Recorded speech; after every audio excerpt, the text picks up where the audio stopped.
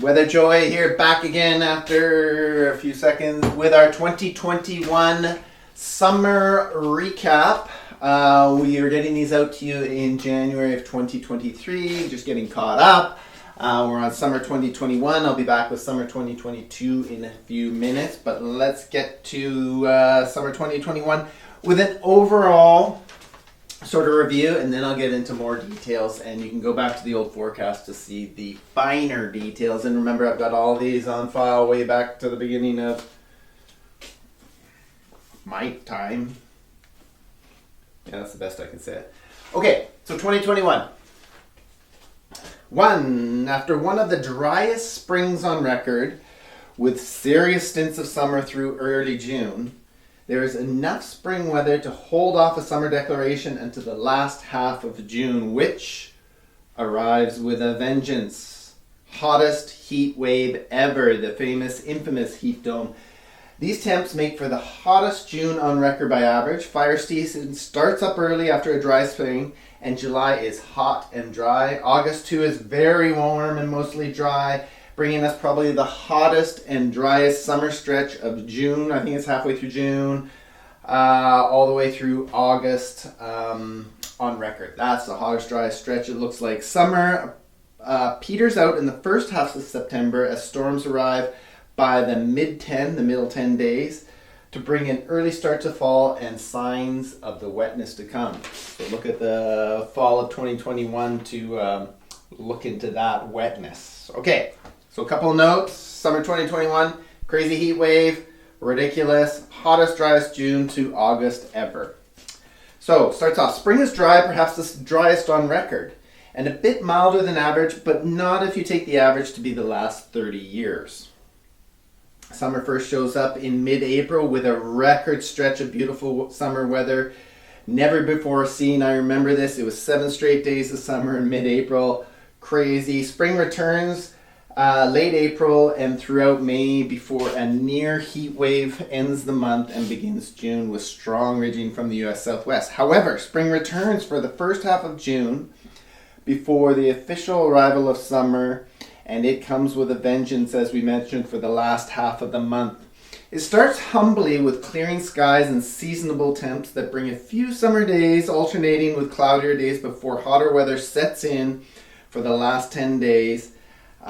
Things get very intense towards month's end, the most intense ever. We can't stress this, as strong ridging pushes in from the west-southwest and over BC, forming the now infamous heat dome that brought the hottest temperatures ever seen in Canada to the west coast, with temps topping 40 plus degrees, 42 kind of thing on the inner south coast, 35 plus for the west coast to Fino, and almost 50 degrees for the BC interior. Forest fires begin to rage in the BC interior and Kootenays after that dry spring. June finishes one of the hottest on record because of those heat wave temperatures.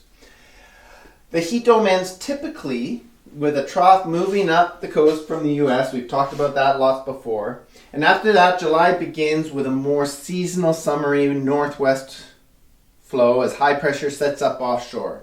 Seasonal summer weather continues through the first half of July and towards and onwards, with wisps of cloud from weak systems moving through, but no rain, not even a sprinkle for the south coast.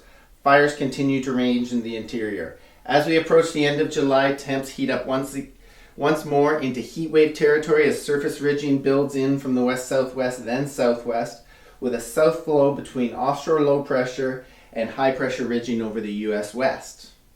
A warm, hot south to southwest flow keeps us in summer weather for the first week of August, but by week's end, low pressure in the Gulf of Alaska that's helped fuel this flow across the central coast, bringing a summer front in from the west with the first major rainfall in almost 2 months.